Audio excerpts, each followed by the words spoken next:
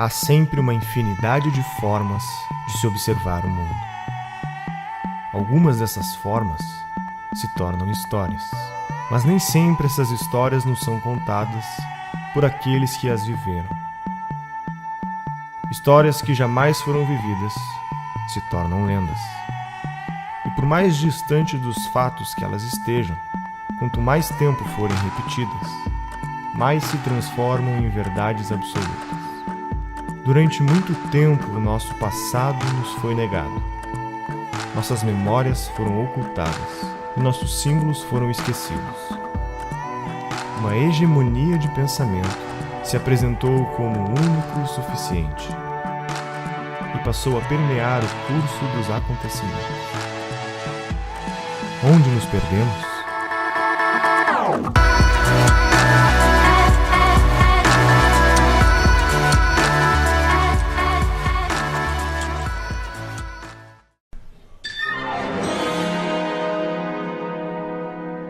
O povo foi às ruas. E agora? Agora vai continuar tudo exatamente como era antes, a menos que as pessoas mudem. Então há uma esperança. Mas para isso, nós acreditamos nas modificações que vêm de dentro para fora, aquelas que vêm do indivíduo. Então é preciso que a célula social, que é o brasileiro, que o indivíduo mude. Se o indivíduo não mudar, o governo e os governos não mudarão. Que porta eu pego? O que ele responde? Pra onde tu quer ir? Não sei. Então qualquer uma serve. Então se tu não sabe pra onde é que tu tá indo, se tu não sabe qual é o teu propósito, qualquer lugar, pra onde, não importa pra onde é que tu vai, porque se tu não consegue conectar aquilo que tu tá fazendo, pra onde é que tu tá indo com o teu propósito de vida, tu tá perdido. Há tempo atrás, certo ou errado, nós tínhamos um plano de desenvolvimento nacional. Nós tínhamos um propósito. A nossa nação tinha uma visão e um propósito para desenvolver o nosso país, que infelizmente, algum tempo atrás, se perdeu. Vou dar um exemplo da Coreia do Sul. A Coreia do Sul, há 60 anos atrás, desenvolveu um plano de desenvolvimento nacional com o propósito de tornar a Coreia um lugar que tem inovação, desenvolvimento, riqueza. E entrou governo, saiu governo, entrou ditadura, saiu ditadura, entrou em guerra, saiu de guerra. O propósito e o plano que você continuou. Para que lado devemos ir? O que temos no mundo de mais eficiente? Quais as pistas para definirmos o nosso caminho? Mesmo no mito, que toda vez que você fala aonde o socialismo deu certo, e na Escandinávia, a Escandinávia é monarquia parlamentar, de livre mercado, tem socialismo, pleura nenhuma, tem taxação, carga tributária alta. Na verdade, a Escandinávia não é socialista, não tem nada a ver com isso, eles têm um mercado muito livre, só que eles cobram muitos impostos, e todos os países escandinavos ficaram ricos com o livre mercado e depois se tornaram mais welfare state. Daí eu falei, opa, peraí, tem uma coisa estranha aqui, né? E eu estudava psicologia na época, eu estava tentando entender, poxa, o que será que tem? Será que tem alguma coisa subjacente nas sociedades que torna algumas mais ricas e algumas mais pobres? E eu descobri que é só a liberdade econômica mesmo. Se você deixa a sociedade livre para produzir e para resolver os seus problemas, eles se enriquecem. E se você tenta atrapalhar esse processo, elas empobrecem muito rapidamente. Tomamos, por exemplo, Hong Kong. No início da década de 50, parecia confirmar as previsões pessimistas feitas no final do século XX, que afirmavam que se tratava de um local não próspero e inadequado para o comércio. Quando o Sir John James, fiel discípulo de Adam Smith e economista da Escola de Manchester, definiu que Hong Kong deveria adotar os princípios do capitalismo, se recusando a impor qualquer tipo de tarifa de importação e sempre mantendo os impostos mais baixos possível, que criou as condições para o acelerado crescimento econômico vivenciado por Hong Kong. Entre 1961 e 2012, o PIB real per capita de Hong Kong cresceu 900% em apenas algumas décadas, deixando de ser uma favela a céu aberto e se tornando a economia mais livre do mundo. A sua população ganha 2,64 vezes mais do que a média mundial, tendo duplicado esse índice nos últimos 15 anos. As pessoas não fogem de Hong Kong, elas correm para Hong Kong. Ao final da Segunda Guerra Mundial, a população era de 750 mil pessoas, e hoje é quase 10 vezes maior, tendo 7,1 milhões de habitantes, com a segunda maior expectativa de vida do planeta. A mesma coisa ocorre com Singapura, que em 1965 era um país pobre e atrasado, com uma renda equivalente à da Angola, que se tornou o segundo país economicamente mais livre do mundo. O que Singapura fez para conseguir essa grande virada? Estabeleceu uma moeda forte e estável, sem interferência política, que foi a moeda que menos perdeu poder de compra no mundo de 1982 a 2005. Negou ajuda em empréstimos estrangeiros. Fez um notável esforço de criar empresas privadas de excelência e competitivas globalmente, por meio da baixa tributação, burocracia quase inexistente e mínima regulação. Tudo isso com tarifas de importação nulas e livre comércio pleno, em um sistema idêntico ao adotado em Hong Kong. Singapura também deu ênfase na proteção à propriedade privada e na segurança pública. O segredo da estratégia era ter um governo pequeno e transparente. O gasto público proporcional ao PIB de Singapura é a metade do americano e 1/3 do sueco. Singapura, embora tenha forte intervencionismo na área privada, compreendeu as regras de não intervir na economia e hoje tem 11% da população composta por milionários. Mas a palavra desigual tem outro significado no país que é conhecido por ter abolido a pobreza. De todas as experiências e estudos disponíveis, há uma conclusão difícil de ser negada. Por todo o mundo, vemos uma forte relação entre a liberdade econômica e a qualidade de vida da população. Pessoas nos países mais livres ganham em média 8 vezes mais que pessoas nos países menos livres. Os pobres ganham 10 vezes mais. A população nos países mais livres é mais feliz. Possuem seus direitos civis mais bem protegidos. Em média, vivem 20 anos a mais. Os países mais livres também possuem menos corrupção, menor mortalidade infantil, menos trabalho infantil e menos desemprego. É inegável que, para nos preocuparmos com a melhoria de vida das pessoas, temos que nos preocupar com a liberdade econômica. O que liberdade econômica significa? Significa que a propriedade está protegida por leis imparciais, que você é livre para fazer o comércio com os outros pelo que você quer e precisa, sem intervenção do Estado. Que seu dinheiro mantém seu valor, porque a moeda de seu país é estável, e não sofre interferência política, e que o governo se mantém reduzido e sem interferir no funcionamento da economia. O capitalismo já se mostrou o melhor sistema para melhorar a qualidade de vida das pessoas. Se você olhar o gráfico de extrema pobreza no mundo, nos últimos 200 anos, saiu de 98%, algo assim, para 7% no mundo, algo assim. Algo nesse nível, perto de 10%. No Brasil, está em 5% a pobreza extrema, e há 30 anos era 20%. Então, isso vai dizer que isso é por causa do programa social? Claro que não. O Brasil passou a adotar mais capitalismo em relação ao que a gente tinha no início da década de 70. Então, no tempo, o que melhor alcança a melhora da prosperidade das pessoas mais pobres é um sistema de propriedade privada e livres trocas, que é o que a gente chama de capitalismo. E para o pobre de hoje, então, nem se fala. Para dar assistência a esse pobre de hoje, um sistema de mercado e voluntário como esse que eu descrevi é o que funciona melhor. O mundo é pobre, era pobre, sempre foi pobre, né? A pobreza é o estado natural do homem. O homem nasce nu e pelado. Nossos pais nos deram abrigo, comida e esses luxos, né? Então, o estado natural do homem é a pobreza. Nós temos que nos perguntar por que alguns países se tornaram mais ricos.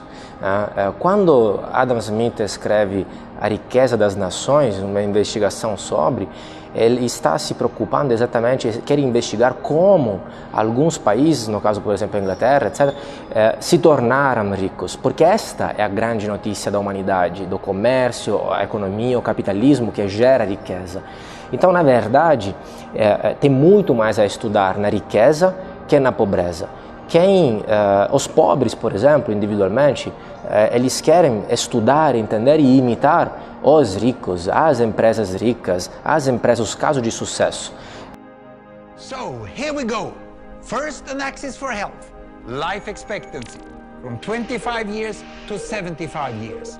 And down here, an axis for wealth, income per person, $400,000, $4,000, and $40,000. So down here is poor and sick, and up here is rich and healthy. Now, I'm going to show you the world 200 years ago, in 1810. Here come all the countries. Europe brown, Asia red, Middle East green, Africa south of Sahara blue, and the Americas yellow.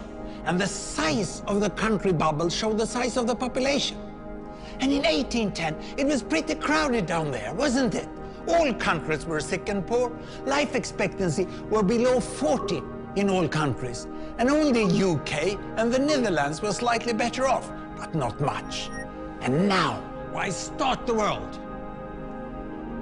The Industrial Revolution makes countries in Europe and elsewhere move away from the rest. But the colonized countries in Asia and Africa, they are stuck down there. And eventually, the Western countries get healthier and healthier. And now we slow down to show the impact of the First World War and the Spanish flu epidemic. What a catastrophe! And now I speed up through the 1920s and the 1930s. And in spite of the Great Depression, Western countries forge on towards greater wealth and health. Japan and some others try to follow, but most countries stay down here. Now, after the tragedies of the Second World War, we stop a bit to look at the world in 1948. 1948 was a great year. The war was over, Sweden topped the medal table at the Winter Olympics, and I was born. But the differences between the countries of the world was wider than ever. United States was in the front, Japan was catching up. Brazil was way behind, Iran was getting a little richer from oil, but still had short lives. And the Asian giants, China, India, Pakistan, Bangladesh, and Indonesia, they were still poor and sick down here. But look what is about to happen. Here we go again. In my lifetime, former colonies gained independence, and then finally they started to get healthier and healthier and healthier. And in the 1970s, then countries in Asia and Latin America started to catch up with the Western countries. They became the emerging economies. Some in Africa follows. Some Africans were stuck in civil war and others hit by HIV. And now we can see the world today in the most up-to-date statistics. Most people today live in the middle, but there are huge differences at the same time between the best of countries and the worst of countries. And there are also huge inequalities within countries. These bubbles show country averages, but I can split them. Take China, I can split it into provinces. There goes Shanghai. It has the same wealth and health as Italy today. And there is the poor inland province Guizhou. It is like Pakistan. And if I split it further, the rural parts are like Ghana in Africa. And yet, despite the enormous disparities today, we have seen 200 years of remarkable progress. That huge historical gap between the West and the rest is now closing. We have become an entirely new converging world. And I see a clear trend into the future. With aid, trade, green technology and peace, it's fully possible that everyone can make it to the healthy, wealthy corner. Well, what you have seen in the last few minutes is a story of 200 countries shown over 200 years and beyond. It involved plotting of 120,000 numbers.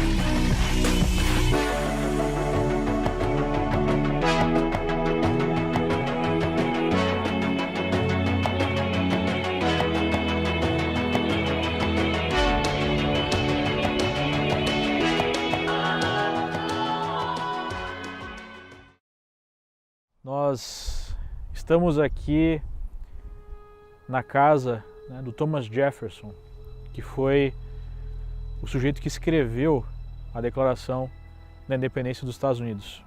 Talvez um dos textos mais lindos, né, da história mundial, da história política com certeza, onde nós podemos observar todos os valores que nós estamos precisando de maneira tão urgente no Brasil. O que mais me chama a atenção, que eu queria comentar com vocês, né, que estão assistindo, é o esmero. Claro que não é todo os Estados Unidos que é assim, nem mesmo toda a Flórida, mas particularmente em Weston, e é muito replicável país afora, o esmero, o cuidado com os detalhes. Não há poluição visual, o cuidado com o jardim, a forma que as coisas são tratadas. Quer dizer, isso está refletindo, está retratando de certa forma o quê?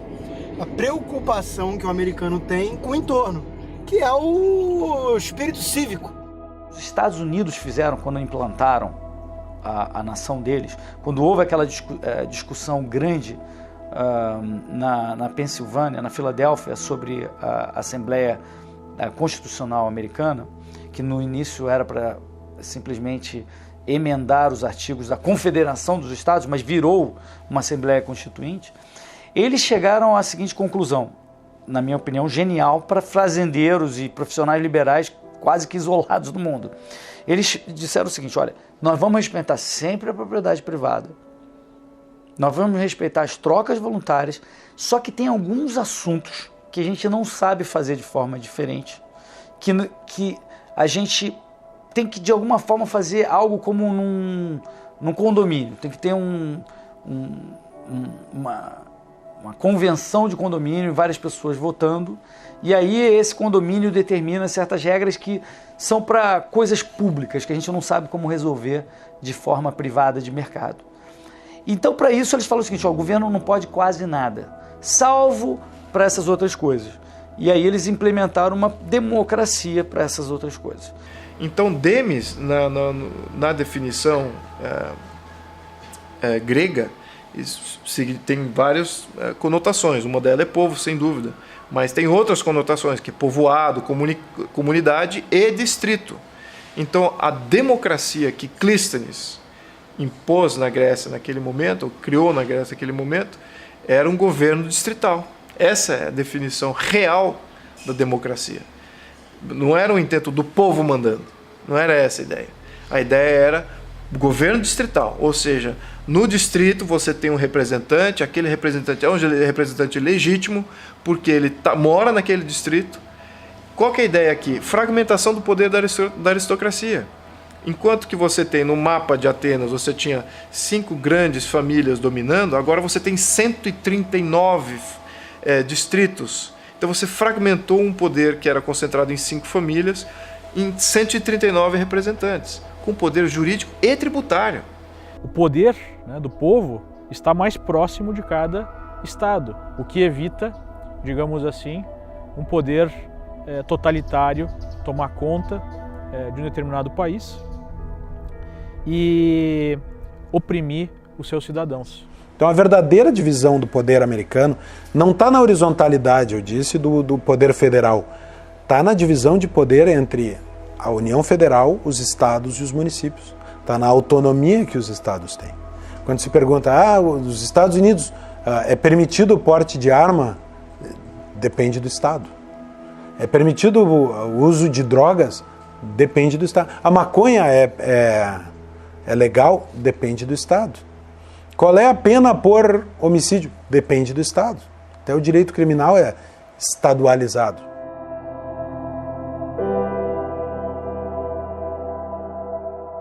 Basicamente, todo o sistema financeiro, até mesmo partindo da própria moeda, né, o valor da moeda, é baseado na confiança. Então, o nível de confiança que existe na sociedade, a certeza de que regras estabelecidas serão cumpridas, é o que facilita a negociação entre as pessoas, né? Eu só acredito que eu posso fazer um negócio e receber um pedaço de papel, porque nesse pedaço de papel está escrito que as instituições daquele país garantem o valor daquele pedaço de papel. Eu terei maior liberdade, maior confiança de fazer um negócio com uma contraparte, obviamente que, número 1, se eu tiver pessoas educadas e pessoas que cumpram, né, com a sua palavra, digamos assim, mas que eu tenha certeza que, se isso não acontecer, as instituições daquele país vão fazer com que aquilo que foi combinado seja cumprido. Essa é a base, né, da criação de de riqueza e é, digamos assim, o tabuleiro onde o jogo do livre mercado vai funcionar. Se esse tabuleiro for mal formulado, o livre mercado sempre vai funcionar de maneira parcial, porque ele sempre vai ter muitos obstáculos, né? E é exatamente o que a gente observa no país. Então, onde é que a gente observa isso no dia a dia aqui nos Estados Unidos? Eu não preciso reconhecer firma de um contrato, eu faço uma assinatura e aquele contrato está valendo. Eu não preciso burocratizar excessivamente, porque se leva em consideração que as partes estão de boa fé. Só que o que acontece? Caso as partes não estejam de boa fé, se uma das partes esteja de má fé, a punição é muito forte e ela é uma certeza, né? Isso gera uma situação onde, na esmagadora maioria dos casos, de fato aquilo que foi combinado é cumprido, porque se não for cumprido, a punição é muito grande, né? No Brasil é exatamente o contrário. Como se sabe que a punição vai ser muito difícil, vai ser quase impossível na maior parte dos casos, especialmente no mercado, né, no livre mercado, enfim, entre as empresas, nas negociações, é muito difícil executar um contrato no Brasil, se cria toda uma burocracia para tentar evitar que se chegue a um problema. E isso emperra todas as fases da criação da riqueza. O cidadão, o indivíduo que quer empreender, que quer abrir seu próprio negócio, poxa, não pode levar 4 meses para botar a papelada em dia, pagar quase R$1.000, os custos que tem para sair da informalidade. Nós vamos continuar com as mesmas deficiências se não começarmos resolvendo o problema por aí. E isso também depende de uma visão positiva do empreendedor, favorável ao empresário, a pessoa que cria empregos. Quem cria empregos é o empreendedor, é o empresário. O político cria cabide de emprego. O político não cria emprego, não gera emprego. Não podemos acreditar quando o político, candidato a presidente da República, vai gerar 10 milhões de empregos. Ele nunca vai gerar 10 milhões de emprego. Ele vai, no máximo, deixar de atrapalhar o tanto que atrapalha. Essa questão de empreendedorismo é uma das coisas que mais me incomoda. Que você vai para os Estados Unidos, por exemplo, lógico que lá também tem problemas, mas as pessoas encaram o empreendedorismo, o empresário, de uma forma totalmente diferente. Os jovens saem da faculdade querendo fazer seus próprios negócios, querendo transformar suas ideias em alguma coisa produtiva, em alguma coisa útil, e não simplesmente ficar, atrás de um cargo de governo para o resto da vida, porque ele vai ter estabilidade. Isso, inclusive, no meu entendimento, é um dos problemas que a gente tem hoje, porque você pega uma pessoa que poderia produzir muito mais, que poderia ter ideias brilhantes, poderia fazer coisas incríveis, e ela fica lá atrás do seu carguinho no funcionalismo público. A primeira coisa que nós precisamos é dar mais liberdade econômica para os cidadãos. E essa liberdade econômica, ela precisa ser baseada em valores. Então nós temos aqui, além da liberdade individual e além, né, da livre iniciativa, a proteção desses valores, nós temos o Estado de Direito, onde todos são iguais perante as leis, especialmente aqueles que têm o poder, que têm que prestar contas ao povo, né? Por isso que a Constituição americana começa, né, com a frase "We the people". Ours was the first revolution in the history of mankind that truly reversed the course of government, and with 3 little words: we the people. We the people tell the government what to do. It doesn't tell us. We the people are the driver. The government is the car, and we decide where it should go and by what route and how fast. Almost all the world's constitutions are documents in which governments tell the people what their privileges are. Our Constitution is a document in which we, the people, tell the government what it is allowed to do. We, the people, are free. Então, o que José Bonifácio acreditava naquele ponto era o que exatamente os mesmos princípios que os fundadores dos Estados Unidos acreditavam, que era o liberalismo político. Vamos lembrar que, naquele ponto da história, essa ideia de capitalismo e livre mercado não tinha sido muito bem maturado como conceito. Adam Smith, sim, já existia e já havia introjectado uma série de conceitos aí em contraposição ao mercantilismo. Ok. Só que o que precede a sustentação do capitalismo, do livre mercado, é um sistema político liberal. Então, um sistema político liberal significa o quê? As pessoas entendem que o liberalismo, ele liberta quem? Esse é que é o ponto. Ele liberta o povo. E quem que então ele limita? Ele limita o governo. Então, toda ideia de liberalismo era de limitação de governo, limitação de poderes do governo.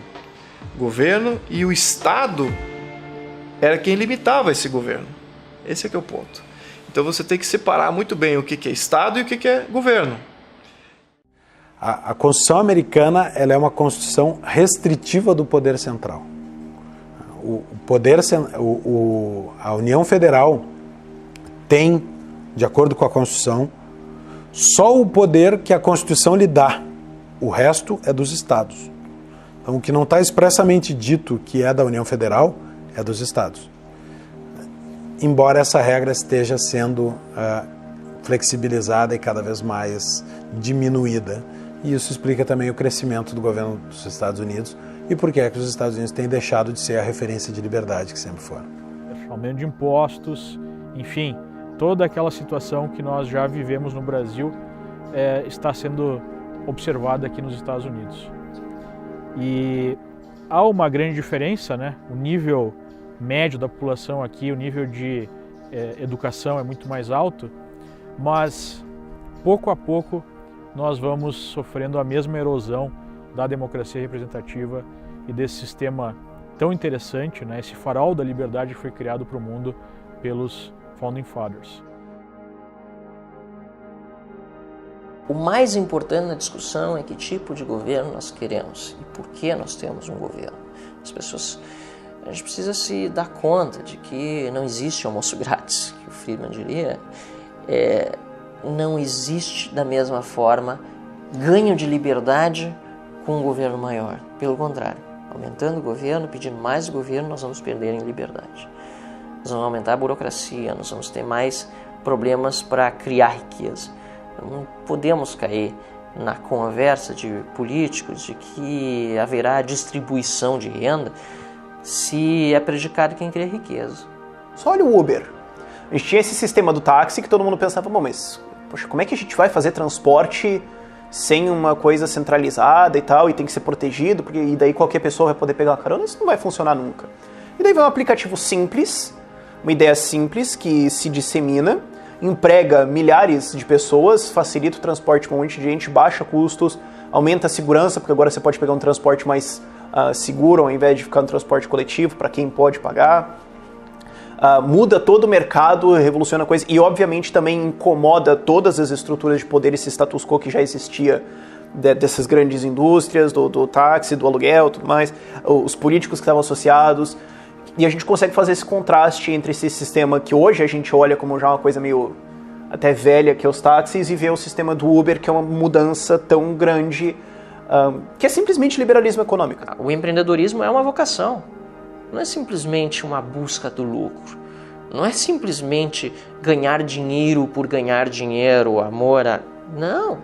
Pelo contrário, as pessoas quando dizem que o Bill Gates é um milionário e aí muitas vezes falam, não, mas ele faz muita caridade, tentam, né, por esse lado demonstrar que ele tem coração também, e realmente tem, pelos projetos sociais fantásticos, vários deles que ele desempenha, que ele desenvolve na África, por exemplo. Mas não é só isso, as pessoas têm que ter noção que os bilhões de dólares que ele tem não estão numa conta bancária. Onde é que estão os bilhões de dólares do Bill Gates? Alguma parte realmente ele tem no banco. Mas outra grande parte está em patrimônio, está em ações, está em várias atividades empresariais, empreendedoras que ele tem e que estão a serviço das pessoas.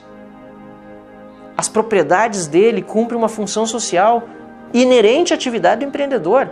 Aquilo que diz a Constituição sobre a função social da propriedade, que muitos de nós combatemos, porque de fato é utilizado nas cortes muitas vezes para desapropriar áreas de terra para supostamente fazer reforma agrária. A gente sabe que muitas vezes não dá certo, inclusive porque muitos depois revendem essas áreas, fazem justamente aquilo que não deveriam fazer.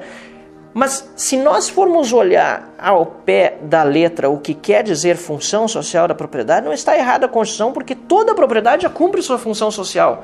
Porque a minha propriedade cumpre uma função social, sobretudo se eu sou empreendedor, de deixá-la à disposição do meu próximo, de outros indivíduos. Sou a favor de um Estado enxuto, tanto na economia como na repressão, e penso que mesmo aqueles que são tomados como capitalistas no Brasil, na verdade não são capitalistas porque eles vivem muito do dinheiro público.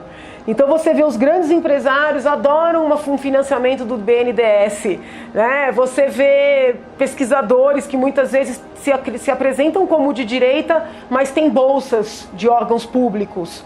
Então eu acho que essa mentalidade tão dependente do Estado, ela precisa ser revista.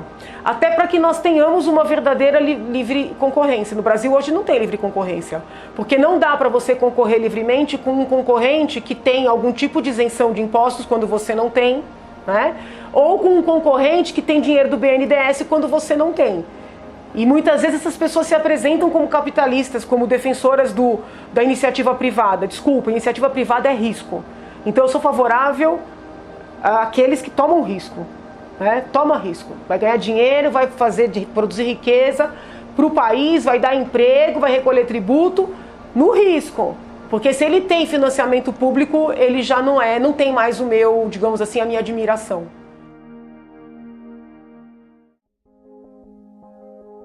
A natureza é soberana ao homem. Afinal de contas, somos todos uma parte dela. A realidade é formada por um universo complexo de tempo, espaço e dimensões cosmológicas que fogem do nosso entendimento.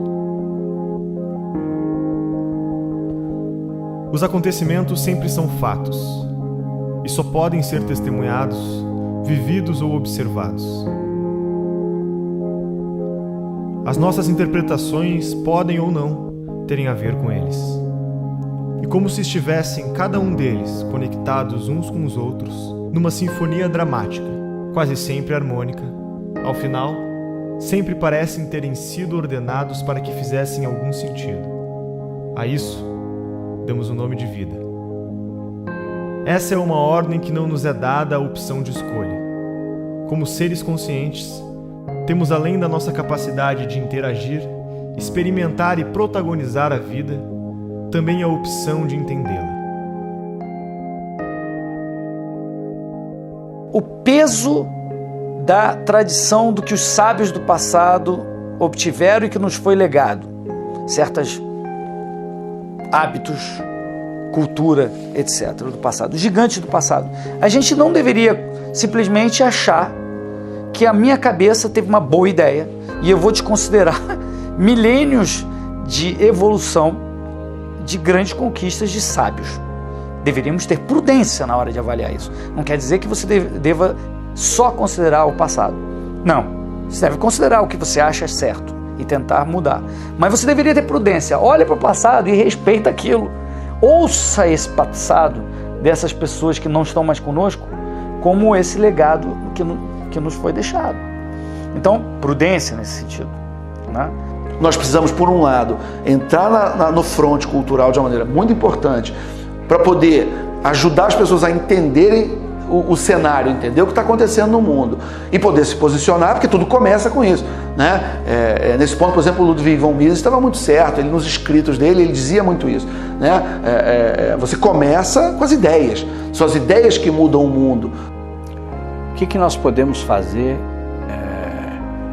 para reverter esse quadro? Bom, eu acho que o primeiro passo, que eu acho que é o passo fundamental, é nós recuperarmos o amor pela literatura. Eu acho que não existe nada mais subversivo nesse mundo, e num lugar como o Brasil, do que a educação. Educar as pessoas a serem... educar para expandir a consciência, educar para ter conhecimento, educar para ter autocrítica e crítica do mundo à volta, para tomar as próprias decisões. Um povo com cultura e com educação, cara, não é levado adiante por ninguém. Primeiro, preparem-se intelectualmente, estudem, né? Você tem hoje na internet uma série de conteúdos e cursos online, óbvio, principalmente o Olavo de Carvalho, que tem um trabalho absolutamente fundamental e indispensável em relação à difusão de ideias. E além dele, você tem outros que também são importantes, aí, gerando conteúdo, gerando informação. Você já tem hoje editoras lançando títulos que durante décadas foram negados ao público brasileiro. Você tem também, em alguns sites, como o site do Instituto Mises, você tem alguns portais que tem uma quantidade enorme de PDFs de livros clássicos que estão à disposição de graça. É só você baixar, ler no seu computador, ler no celular, no tablet, no Kindle, enfim. Então, não tem desculpa.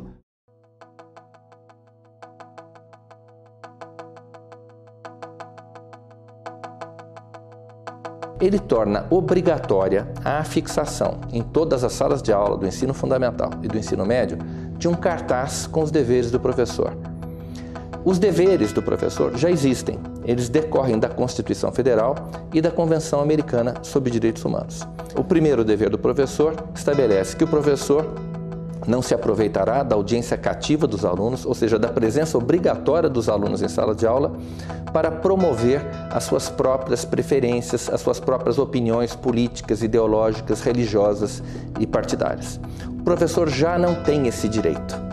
Este dever, o dever de se abster dessas práticas, já existe. Ele decorre da liberdade de consciência e de crença dos estudantes, que está prevista na Constituição Federal. O segundo dever do professor estabelece que o professor não favorecerá, não prejudicará ou constrangerá os seus alunos em razão das suas convicções políticas, ideológicas, morais ou religiosas, ou da falta delas. O terceiro dever do professor estabelece que o professor não fará propaganda político-partidária em sala de aula, nem incitará seus alunos a participar de manifestações, atos públicos e passeatas. O professor não pode agir em sala de aula como um militante. Ele é um servidor público, ele é um agente do Estado. E o Estado, de acordo com a Constituição Federal, o Estado brasileiro, ele é politicamente neutro. Existe a Constituição, prevê o princípio da neutralidade política, ideológica e religiosa do Estado. O quarto dever do professor prevê que, ao tratar de questões políticas, socioculturais e econômicas, o professor apresentará aos alunos de forma justa, isto é, com a mesma profundidade e seriedade, as principais versões, teorias, opiniões e perspectivas concorrentes a respeito da matéria. O professor já tem esse dever. Ele decorre do pluralismo de ideias, que está previsto na Constituição, e da liberdade de aprender do estudante, que também está prevista no artigo 206 da Constituição. O quinto dever do professor prevê que o professor respeitará o direito dos pais dos alunos a que seus filhos recebam a educação religiosa e moral que esteja de acordo com as suas próprias convicções. Esse dever está previsto quase que com essas mesmas palavras na Convenção Americana sobre Direitos Humanos. É um direito humano dos pais, previsto num tratado internacional assinado pelo Brasil e reconhecido pelo Supremo, que os pais têm direito sobre a educação religiosa e moral dos seus filhos. Nenhum professor pode reivindicar o direito de transmitir aos filhos dos outros os seus próprios valores e as suas próprias crenças religiosas e morais. Enfim, basicamente é isso. E o sexto dever do professor diz que o professor, como sendo ele uma autoridade dentro da sala de aula, ele está obrigado a impedir que aqueles direitos que decorrem desses deveres, os 5 deveres que eu acabei de enumerar, sejam violados pela ação de terceiros ou também de alunos dentro da sala de aula. O ensino obrigatório é uma enorme intervenção estatal na vida dos indivíduos e das famílias. O que o projeto faz é apenas explicitar os marcos jurídicos dessa intervenção. Para quê? Para que os agentes do Estado, aqueles que efetivamente intervêm na prática, na vida das pessoas, na vida das famílias, não abusem do poder que têm.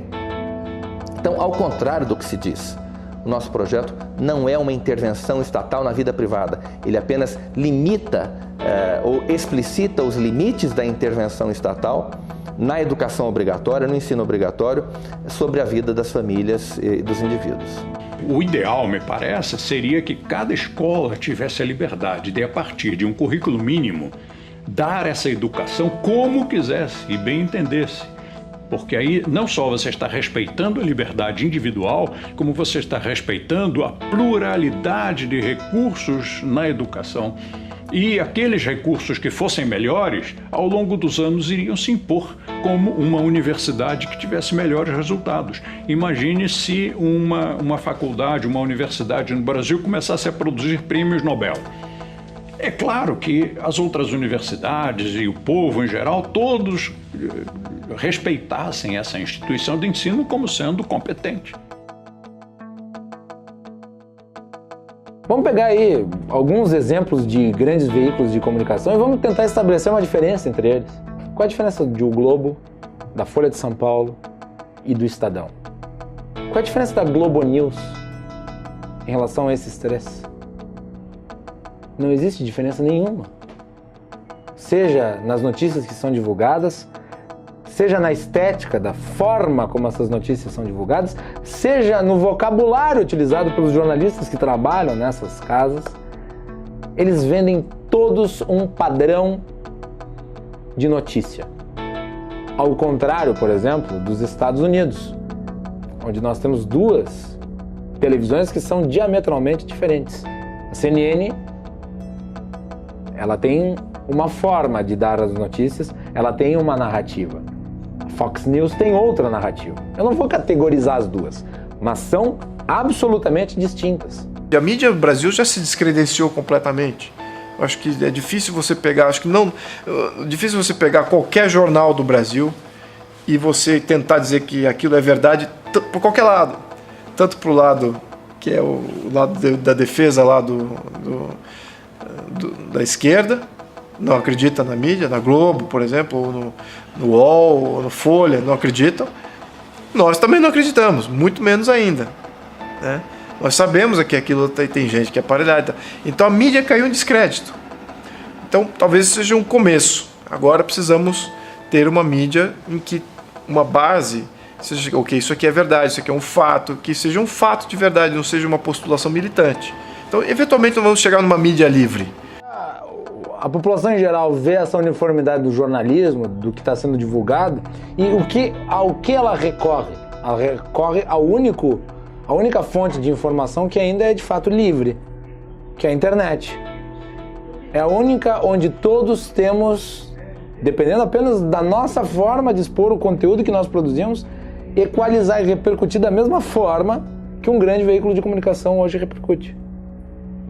Graças ao invento de smartphones, de telefones como esse aqui, e do acesso à informação por meio de sites, de blogs, tu tem uma concorrência sendo criada. Hoje, um canal de Facebook ou um canal no YouTube pode gerar tanta repercussão quanto um jornal em horário nobre. Não precisa mais ouvir calado o que um jornal publica e mente sobre um assunto. Você pode contraditá-lo e inclusive repercutir muito mais do que ele numa resposta, que até pouco tempo atrás dependia exatamente da benemerência desses próprios veículos de comunicação em publicar. Isso não acontece mais hoje. Hoje as pessoas têm a liberdade, por meio da internet, de expressar visões distintas, de criticar, de fazer o Media Watch. O que é o Media Watch? É um veículo fiscalizando a informação do outro. É um veículo contraditando o outro. É um veículo complementando a informação do outro. Ou oxigenando as informações que são veiculadas.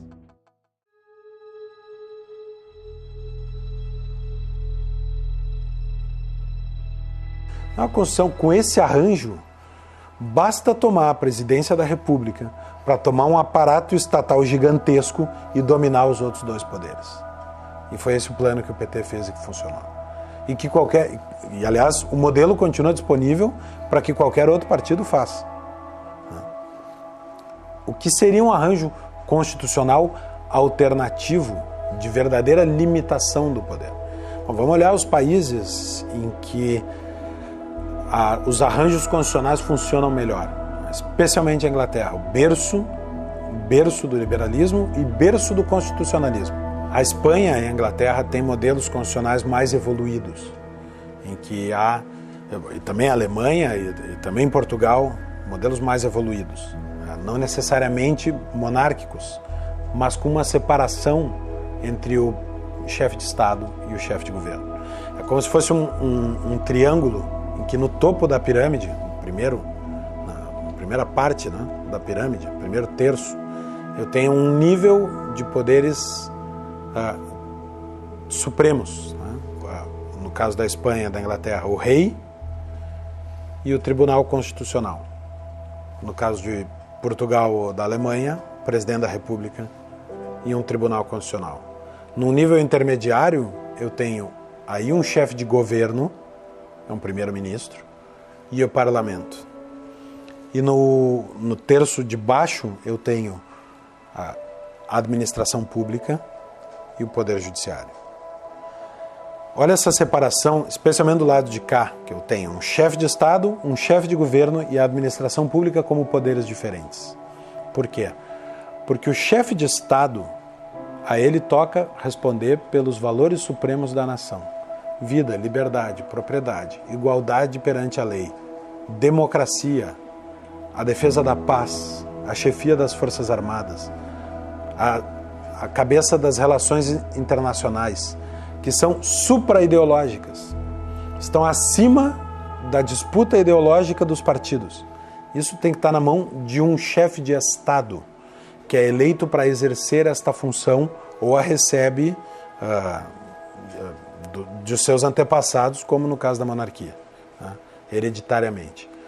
Mas vamos com uma república. A Alemanha, por exemplo, se elege um presidente da república para ser o chefe da nação, protegendo seus valores supremos.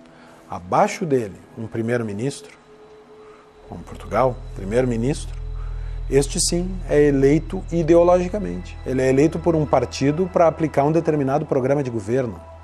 Ele é eleito por uma maioria e ele representa a vontade transitória de uma maioria.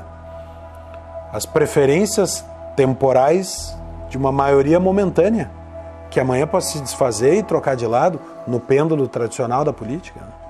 Esse primeiro-ministro não nomeia juízes da Suprema Corte, porque ele é eleito ideologicamente e a Suprema Corte está lá em cima, onde não é o espaço da ideologia, é o espaço da neutralidade ideológica. Nessa metade do triângulo eu tenho o parlamento e o primeiro-ministro, estes sim ideológicos, estes sim eleitos para fazer política.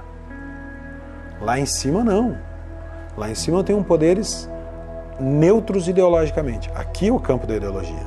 E no campo de baixo, que também não é o campo da ideologia, eu tenho a administração pública e o poder judiciário. Aqui é o campo da imparcialidade. A administração pública tem que atender o cidadão, não fazer política pública. A administração pública como um poder separado significa que o primeiro-ministro ou o presidente da República não vai nomear um apadrinhado político seu para ser o diretor do hospital, o chefe do posto de saúde, o presidente dos Correios, para uma estatal como a Petrobras. Eu tenho um projeto independente do projeto ideológico. Então, essa separação de poderes, aqui eu tenho o campo da imparcialidade, eu tenho a administração pública e o poder judiciário. O que é o poder judiciário, se não o serviço de solução de lides e administração da justiça, que deve estar no campo da imparcialidade, separado do Supremo Tribunal, que faz o controle de constitucionalidade. A gente chama de janela de Overton, a janela em que o debate público hoje se concentra. Então você tem, por exemplo, numa questão como educação, você tem a janela concentrada hoje numa questão do que é mais aceitável em determinado no debate político. E o papel do Instituto Mises Brasil é puxar o debate para o mais possível, o mais longe possível da visão estatista, mais próximo possível do ideal radical de liberdade. Então a gente puxa o debate, a gente muda o eixo do que é aceitável para a grande opinião pública, a gente contraria os paradigmas que a sociedade brasileira tem em relação ao que o Estado é, e a gente desafia as pessoas a pensarem diferente. Então a gente puxa o debate para a ideia radical de liberdade. Esse é o nosso papel hoje. E a gente puxando o debate para a janela radical, a janela de discussão acaba se movendo, porque a gente traz todo o eixo mais próximo da liberdade. E é nesse papel que entra os atores que o Mises Brasil influencia. Sejam eles ativistas, sejam eles teóricos voltados para políticas práticas, sejam o cidadão comum na sua profissão, todos eles acabam sendo impactados por essa mudança no eixo.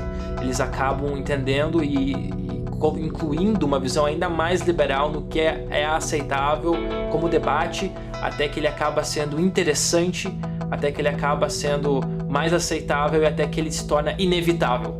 E é assim que a gente acredita que as transformações sociais ocorrem, e é por isso que às vezes governos que são de esquerda, como o governo Dilma, acaba tendo que recorrer à privatização, ou até o governo FHC. Não é porque eles gostam, é porque o debate se puxou tanto para o lado que a ideia não é mais uma questão de ser aceitável ou não o debate, é uma questão de que aquela iniciativa é inevitável.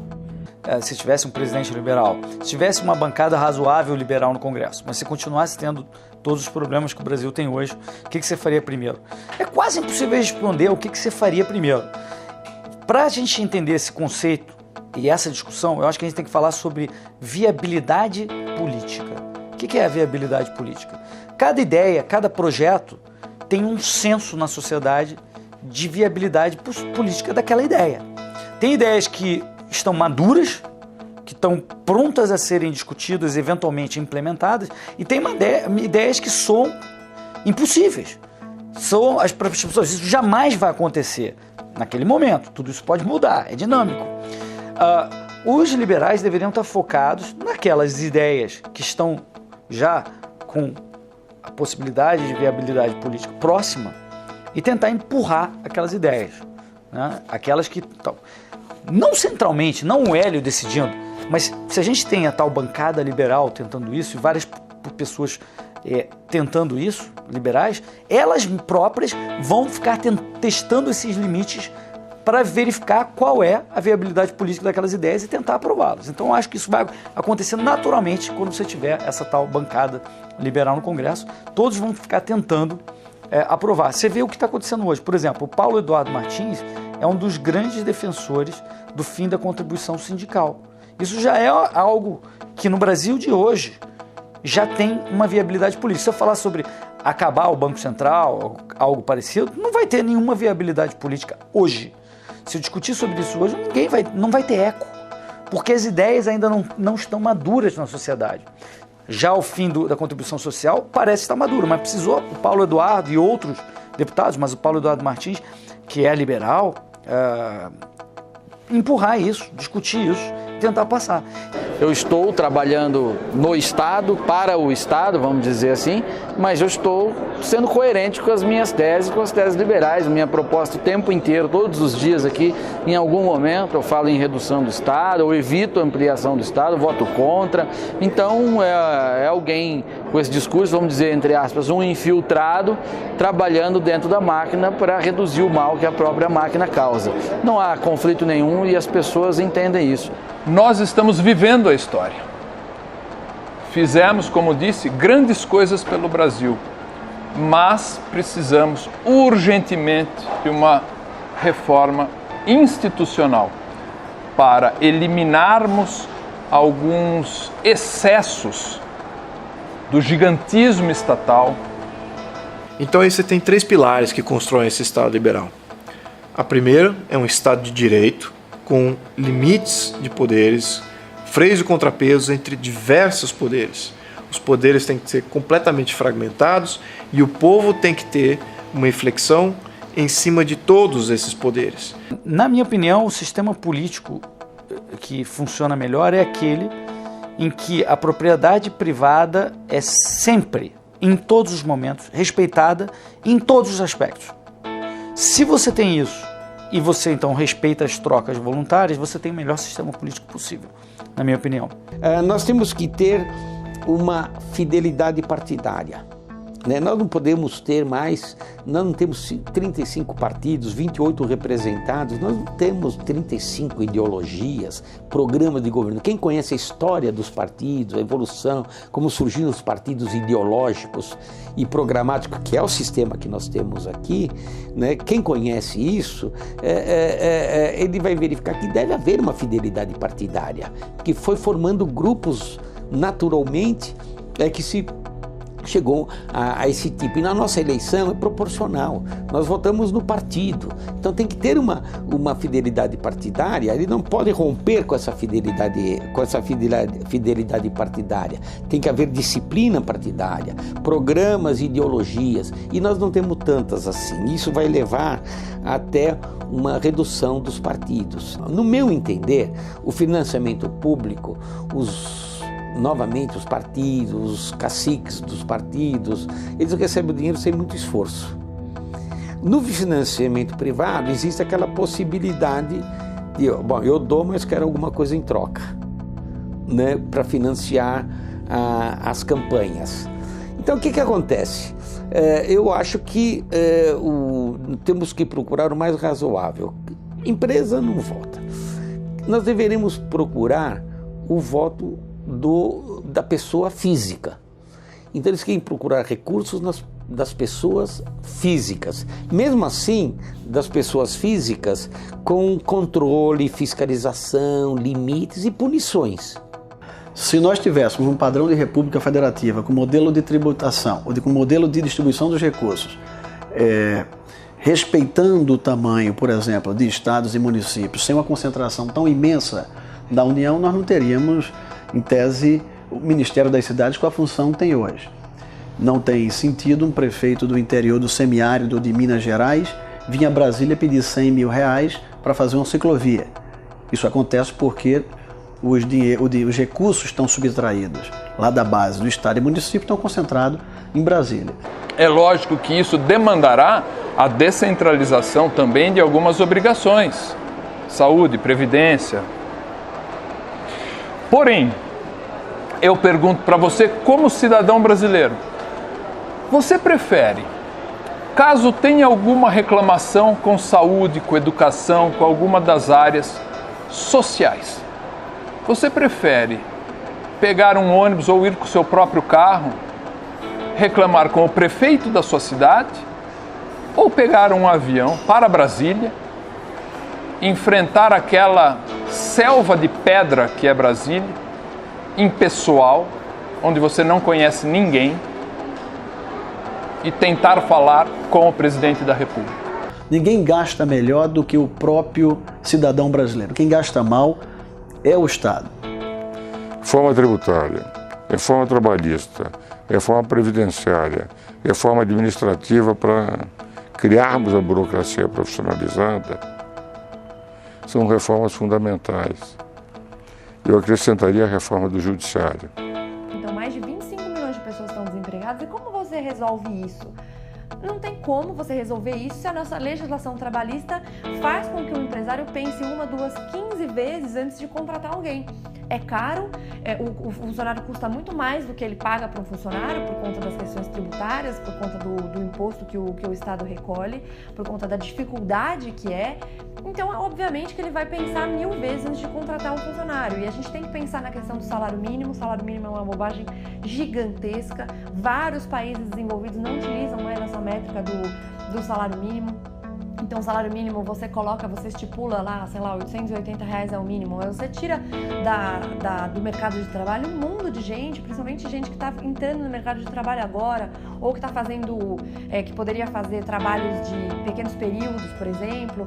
E você tira essas pessoas e você coloca lá num nível um pouco mais acima, sendo que a produtividade dessa pessoa não vai acompanhar. Então, se você fica sistematicamente aumentando o salário mínimo, as pessoas acham que o salário mínimo tem que ser uma canetada tão pura e simplesmente, não tem que acompanhar a produtividade, você mata simplesmente o mercado de trabalho. Então, falar de reforma trabalhista é uma coisa essencial.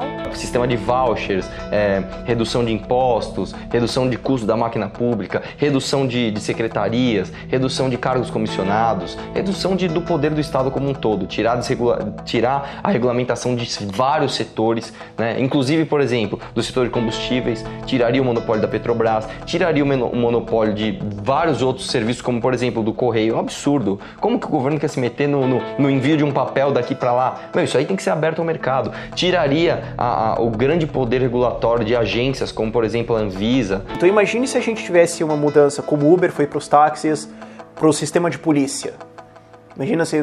Eu sei que é difícil imaginar, mas olha a revolução, a diferença, a queda de custo, o melhor serviço, as pessoas adotando isso livremente. Ninguém foi obrigado a adotar o Uber, ninguém foi obrigado a aceitar isso. As pessoas foram para ele porque ele era melhor, ele desafiou um sistema estatal inteiro. Então imagina se a gente tivesse isso para o sistema de polícia, para o sistema de reparo e manutenção de infraestrutura, para o sistema de justiça.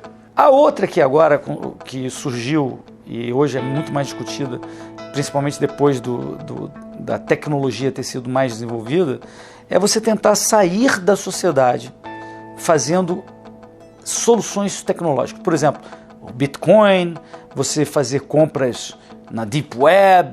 Se a gente dissesse hoje, definisse hoje que o Bitcoin nada mais é do que o dinheiro para a internet, seria o equivalente a dizer lá atrás, na década de 90, que a internet era e-mail. E todo mundo sabe que seria um absurdo, uma afirmação ridícula dizer isso. A internet é muito mais do que isso. Mas naquela época, ninguém conseguia prever que a gente ia ter alguns anos depois um Facebook, um Twitter, um YouTube, que são tecnologias criadas sobre a plataforma da internet, sobre os protocolos de comunicação da internet e que não tem nada a ver com e-mail. Com o Bitcoin é a mesma coisa. É mais correto dizer que o Bitcoin é, na verdade, a internet do dinheiro, porque muitas outras aplicações vão ser criadas e testadas e utilizadas e adotadas no nosso mundo financeiro e econômico. E do dinheiro, o dinheiro digital, o dinheiro apolítico, que não depende de nenhum banco central, essa é apenas a primeira inovação. Na minha opinião, das mais importantes e realmente transformadoras, mas não vai ser a única, é apenas a primeira. Aí você vai me perguntar, mas como é que isso pode acontecer? Pode acontecer de várias formas. Pode ter uma Constituição que garanta isso, pode ter um sistema de governo descentralizado, em que esse governo nem chega a ser monopolista. Mas eu nem sei se existe mais essa Constituição. Nós estamos com 93 emendas. 93 emendas. E ontem já foi aprovado em segundo turno na Câmara, aprovado a 94ª emenda. Uma Constituição com 93, 94 emendas e mais as propostas que vêm por aí de reforma, querem reformar tudo. Será que é a mesma Constituição? Resta mudar a Constituição. A solução seria uma nova Constituição. Agora, imagina o seguinte, se nós tivermos uma Constituição liberal, um Estado liberal, nós podemos nos dar ao luxo que a Suécia dá, de eleger um governo socialista. Por quê? Porque a Constituição liberal já cria limites. Lembra que quem é liberal, quando você é uma Constituição liberal, significa quem está livre é o povo, quem está limitado é o governo e o Estado. Se você tem um governo e Estado limitado, você pode até eleger um socialista, mas ele vai ter uma força política limitada. Esse é que é o ponto. Então, para nós evoluirmos como país, nós precisamos nos desvencilhar dessa Constituição intromissora, socialista que nós temos, e temos que absorver e temos que ter uma Constituição liberal, para que nós não tenhamos mais o risco de totalitarismo no Brasil. Todas essas reformas, eu acho que elas, normalmente por aí, elas são submetidas a um plebiscito ou a um referendo no final. Eu acho que para o Brasil, diante da nossa situação e diante da nossa classe política, eu acho que nós devemos ter um plebiscito e um referendo. Como? O plebiscito, o povo vai aprovar, né? Por exemplo, o sistema de governo. E depois um referendo para aprovar esse sistema já acabado. O número 1 é você fazer com que todos os movimentos políticos concordem, que é isso que precisamos. Temos que ter um objetivo comum e diferentes agentes trabalhando de diferentes maneiras para atingir esse objetivo comum, da maneira que de bem couber e de uma maneira fluida. Às vezes um flanco tem avanços, o outro tem retrocessos, o outro braço tem um avanço.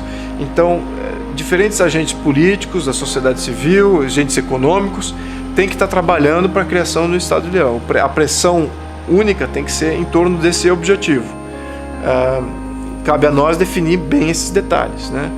Então, eu diria que, então, como chegar ao Estado liberal, a primeira etapa é todos concordarem no objetivo.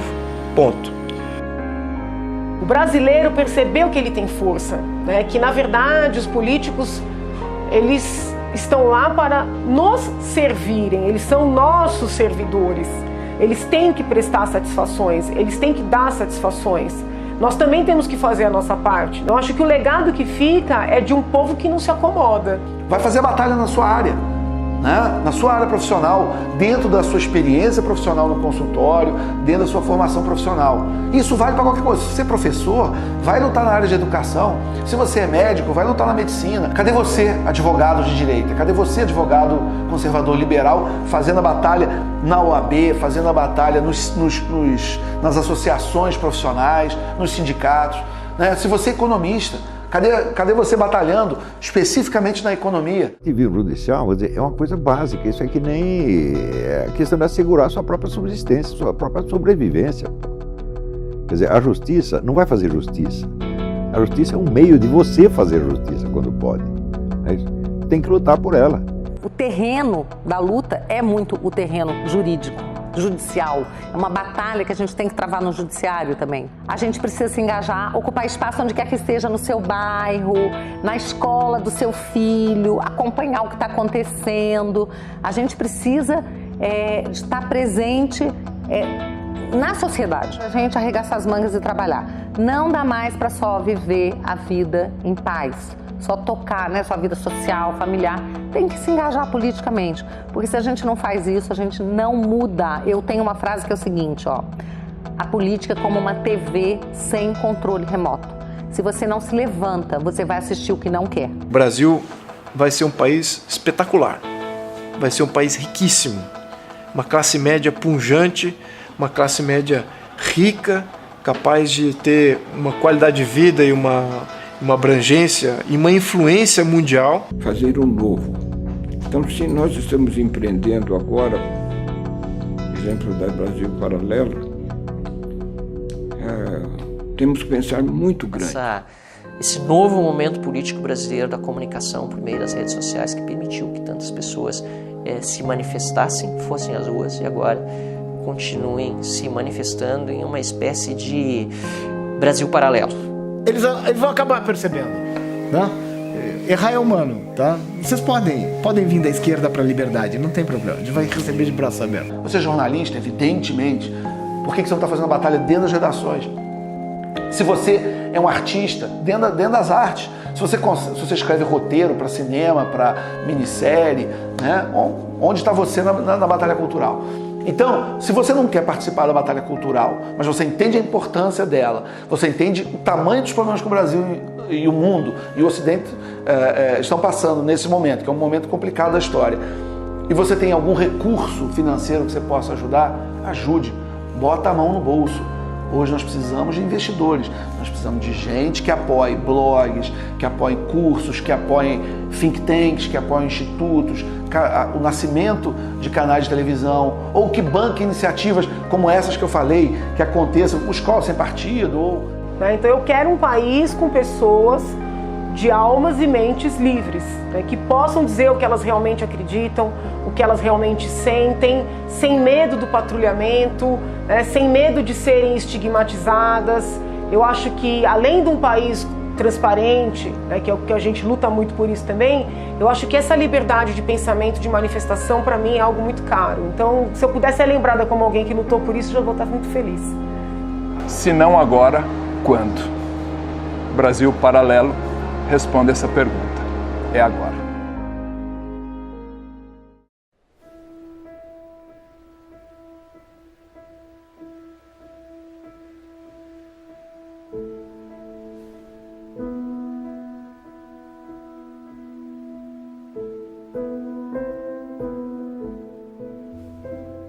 Quando acendemos as luzes que apontam para os sábios do passado, para o início dos tempos, percebemos que herdamos algo bom. Como linhas paralelas, a vontade e o desejo partem cada um de um ponto, mas para onde vão diferem. Diferente do desejo, a vontade é lúcida, perseverante e duradoura. Entende que o legado humano reverbera através dos séculos, e assim como o coração que sustenta nossas vidas, essa sustenta a vida de toda a humanidade.